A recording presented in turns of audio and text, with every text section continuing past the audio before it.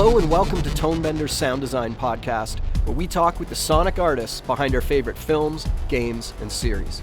My name is Timothy Muirhead, and I will be your host today as we talk about the film that has occupied the entire pop culture zeitgeist for a good chunk of the year. Of course, we're talking about Barbie. Greta Gerwig's film about the titular doll that straddles both Barbie Land and the real world does not immediately stick out as a challenging film for sound, but this film is a masterclass in world building through its audio palette. Barbie Land has its own unique soundscape that is very different from what we hear in the real world. And today we have three members of the sound team with us to talk us through how they made this film sonically soar. First up, we have the film's production sound mixer, Nina Rice. It's wonderful to meet you and have you on the show, Nina. Thank you so much for having me. I'm all biz, yeah, great. Awesome. We also have with us Barbie's two sound designers and supervising sound editors, Dan Kenyon and Ai-Ling Lee. It's great to meet you, Dan. Thank you. Nice to meet you. I've had the pleasure of talking with Ai-Ling on the show previously about her work on both First Man and Jojo Rabbit, so it's great to have her back. Ai-Ling, welcome back to Tonebenders. Hi, thanks. Good to be back. Great. So there's a sound designer and supervisor that I'm sure maybe you're aware of named Mark Mangini. And he told me that once, way back when he was starting his career, he got a job working on the Flintstones animated series. And on that show, he was told right away that there are very specific rules because the show took place in the Stone Ages, so no metal could be used, the sounds of it, because metal's not invented yet in the Stone Ages. I'm imagining some kind of rules for Barbie Land must have been come up as well because everything's plastic. What kind of rules for the sound in that world existed? In my early conversations with Greta, for Barbie Land, what would we hear? So, because nothing is alive and it's mostly interior world, we have to just think of like non-literal sounds as much as we can. The birds that you hear, they are like mostly not recordings of real birds. We kind of had to, we kind of recorded like water-filled clay whistles that when you blow into it, it kind of like simulated this like bird chirp like kind of sounds. It kind of reminded us of like the bluebird calls in Snow White and other classic Disney animation. Greta also, is really important for Greta that Barbie Land sounds like pleasant and inviting. She used the term, she wants everything to feel authentically artificial. Even though we have to use like non-literal artificial sounds, they should still kind of feel realistic in a sense. Hope that makes sense. Say, even if they're at Malibu Beach, right? You have seagulls and waves. Greta and Nick Huey, the picture editor, they kind of wanted it to kind of feel like it's a diorama at a museum. So we kind of like found like canned loops of pleasant wave crashes, surf waves, and pleasant seagulls. That's in the loop.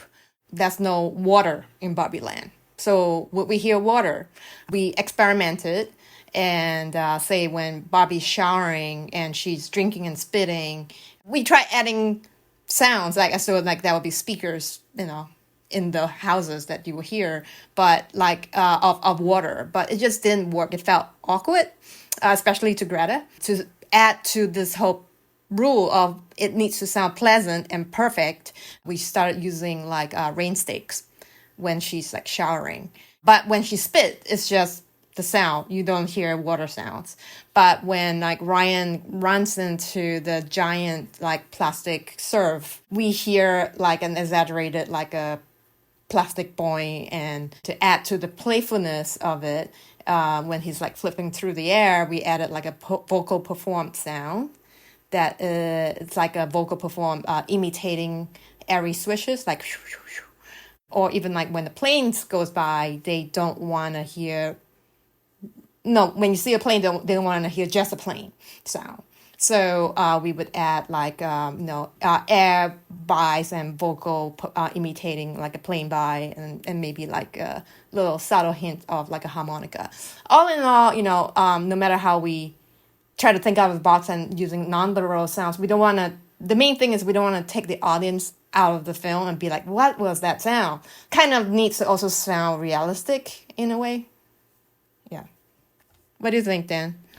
The plane is a great example too, because one of the rules that they had talked about early on and throughout the process was nothing can sound too big and heavy in Barbie Land. It's all got to be light and airy, and we have that with Barbie kind of floating off the dream house into the Corvette, and when she floats down onto the beach, and the plane as well. The first plane that we came up with was, because it's a big plane whoosh, and it's filling the camera, so we did what I think most sound people do. We made like a nice big plane whoosh sound, and then we had to figure out how to dial that back, and like Ai-Ling was saying, use different elements that, like, just don't use a plane but make it sound like a plane. So that was kind of fun and interesting.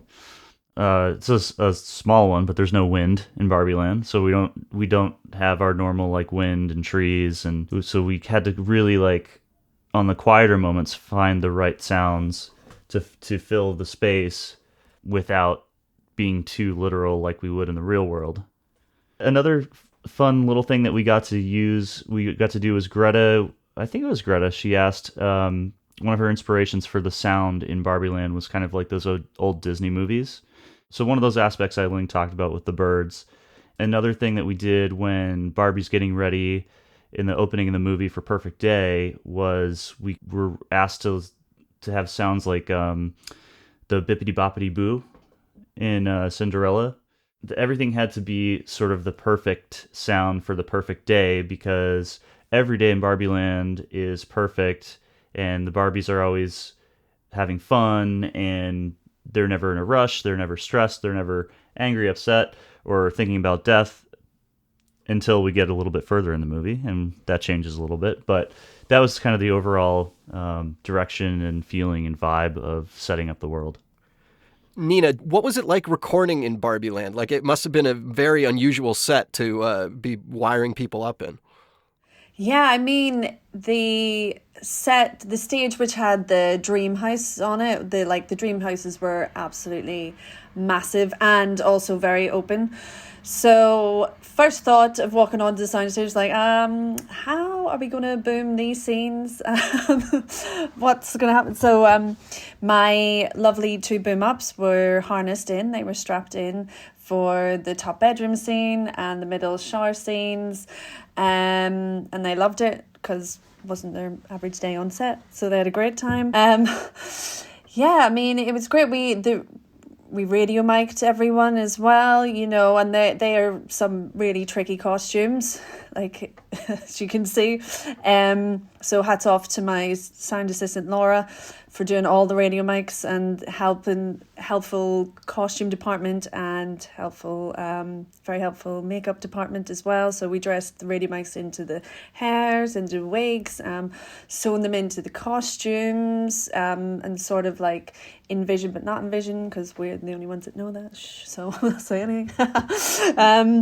But yeah, no, it was a great experience. I mean, as well, you walk onto that beach set and it really looked like a beach. It was actually made from plaster Paris, so the sand was actually hard to walk on, and there was rubber bits that modelled that as well, for the flat feet moment and where she rolls and stuff. That was great. Yeah, big dance numbers. I mean, it's a musical throughout, so capture and also having dialogue intertwined, throughout, with dance sequences going on and capturing that, clean. We used in-ear monitors, give in-ear monitors to the artists and to the background dancers as well, so everyone could keep in time and keep going while the dialogue happens, and then cut everything and then goes to silence for, do you ever think about death? That's a great moment, because that's the first moment when things go wrong. Yeah. So can you let's go back to one of the first things you said there. Your boom operators were floating in harnesses? No, they were harnessed in. So they built like another ledge out from the dream houses. So they were able to stand on that and then harnessed in, and then but they could walk across the set when she walked across, without, falling over the edge, and we would lost them completely. Do you have a picture of that? I'd love to see that. I need to go back through a few photos and see.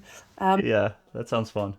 From what I understand, a lot of the music came in at the last minute. So were you using just like click tracks on set, or was the music there on set? We had the track that Mark Ronson wrote before the lyrics were added, so it was just the music, the exact same beat, everything, tempo, yep. It was delivered, and then everything was in time, yeah. There was a lot of pre-records as well, like Matchbox 20, that was pre-record. And then for the cubicle chase, did you guys have like a the cubicle chase, we had a metronome sound and blasted it through speakers so they could, do the hop in time to that, which was really... Yeah, so then later on in post, I think, as that during through post, the shape on like the direction on the music, it kind of evolved. And I think like we would start hearing like, oh, so-and-so is going to write the song for the scene, so-and-so the song for that scene. And I think they kind of, the song that we ended up with that was original for the cubicle chase, they may have like done it to a similar metronome to what they have shot. So when the executives were like chasing her, we could like also layer with like rhythmic, like it's almost like soldiers like running in time to that song. For sure. Yeah. So one of the things I really loved when I was watching the film is your sound effects. I think Ai-Ling maybe mentioned this earlier, but there was a lot of vocal sound effects used that gave it kind of the feeling like when I was a kid and I would play with my Star Wars or whatever, or other people with Barbie, obviously, I would make my own sounds for the toys. And that kind of feeling comes into the movie through the use of vocal effects and sound effects during the various scenes. How did that idea kind of evolve? All discussing with like Nick and Greta, in what way can we make Barbie Land like more unique but still pleasant and fun. We just kind of like started thinking about, like say we started off with say Tanner the dog. His barks, typically you may just add like a real dog bark sound for him. I kind of like suggested, how about we try like recording a little girl, if they were to play with the doll, they would like act like bark, whatever.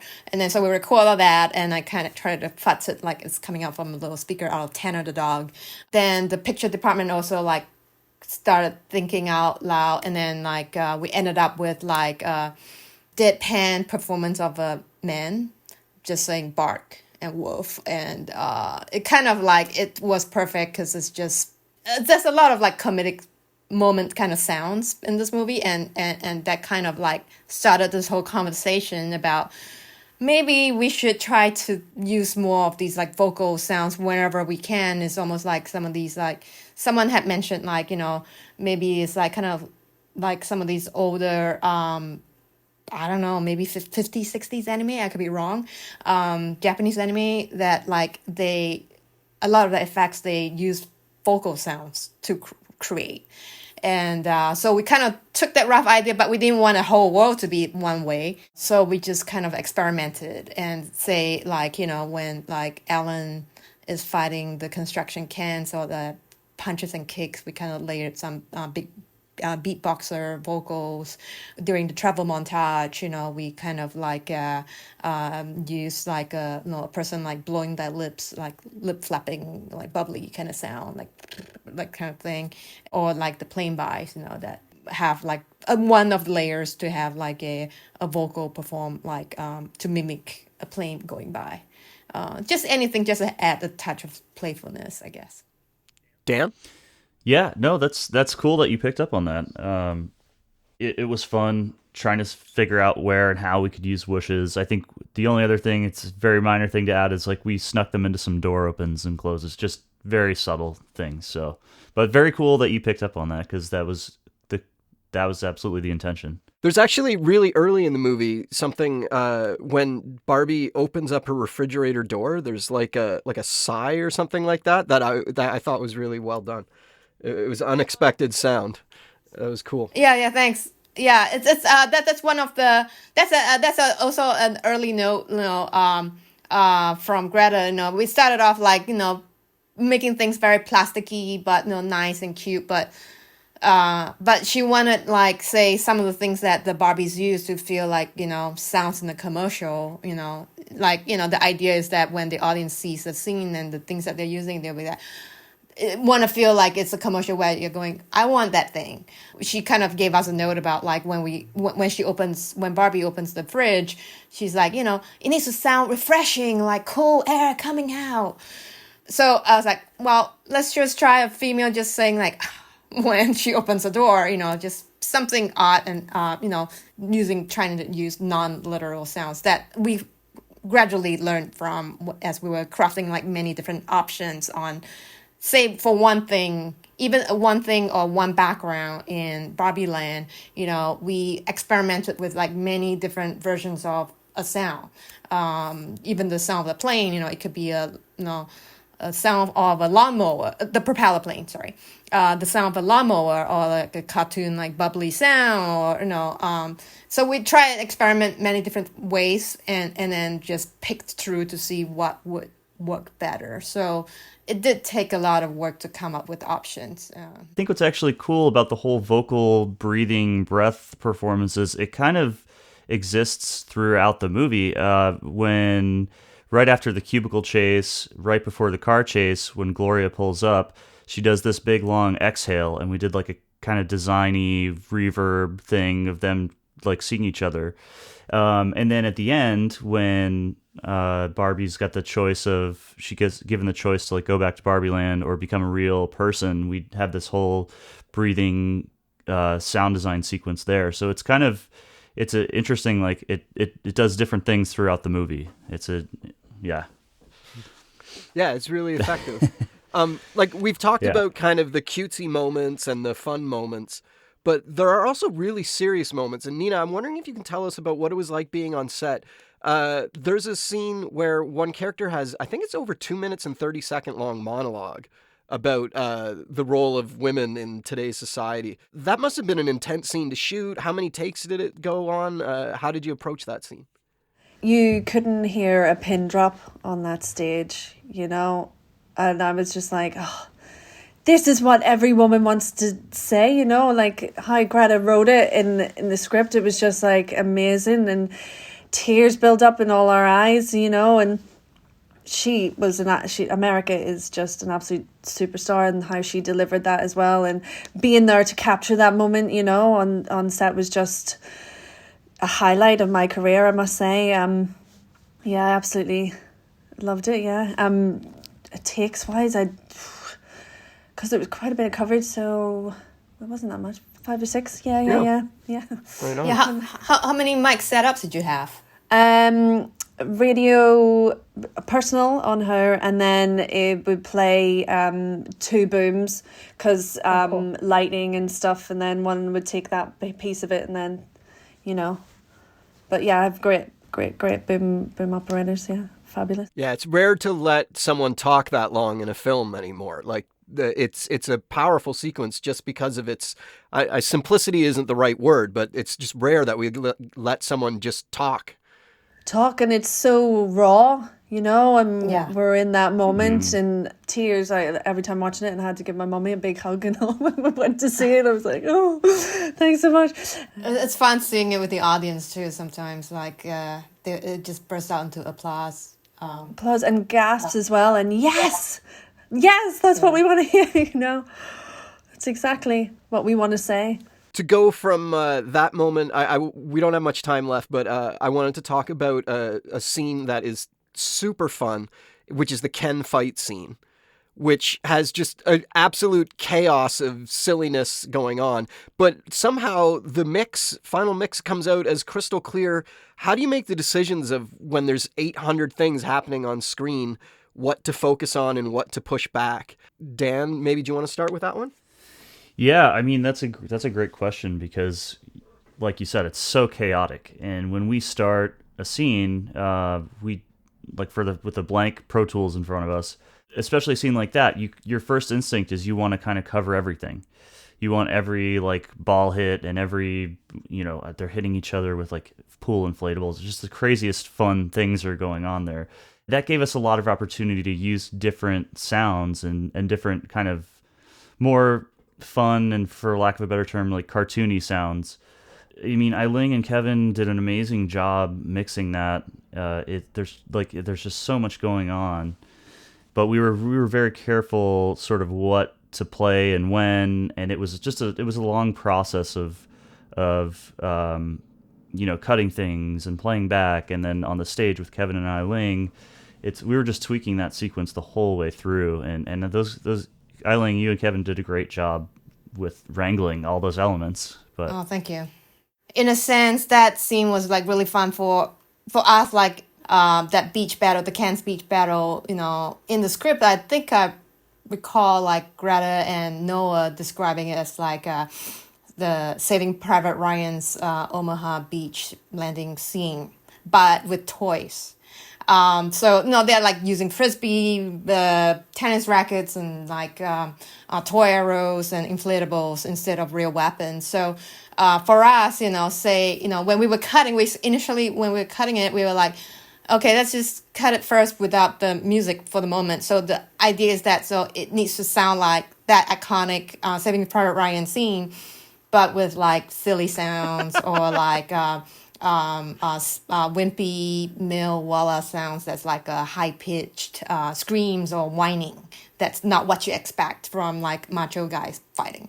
So anything that could help amp up the humor and the ridiculousness that we see.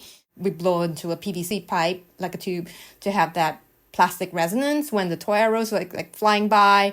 Lots of like plunger sounds on different surfaces, dropping like huge plastic bins to get that super big boings for the inflatables. Of course, being Camden, one of the sound palette that we created for them is they love horses, so there's a lot of horses, and we also snuck in goats.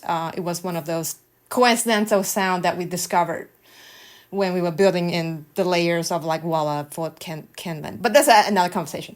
Another fun part about it is also like the superpower, the invisible superpower that like Sumu and Ken had, later on in the scene while they are singing. Up to that point, because everything in Barbie Land we crafted things in Barbie Land to be like artificial but perfect, but most of the sounds that we use are mostly organic.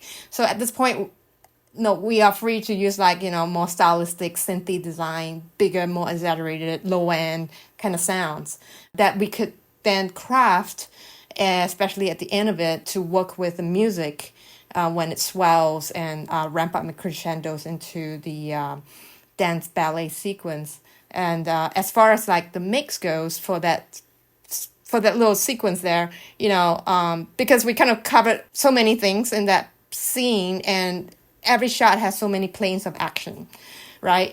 But the main driver of it is the music. When Kevin and we were mixing, we were like, oh my gosh, we don't know what we're following, who we're following, what we're supposed to look at. So we had to pare down. We did several different versions of paring down. And we decided to just pare it way down until like we are like maybe missing things, and started adding some more things in. Mostly it's about focusing and playing what the principal characters are doing, so we can follow the story of it, what we need to actually be focusing on, and the occasional like close up things that flies by because it's right in our face. As long as they don't fight against the music, we could play. But yeah, the key moment still for that sequence is the music. So we just had to like work around it. Awesome. Well, I think that's all the time we have. So thank you very much for talking to me about it. Congratulations on working on a worldwide phenomena of a film.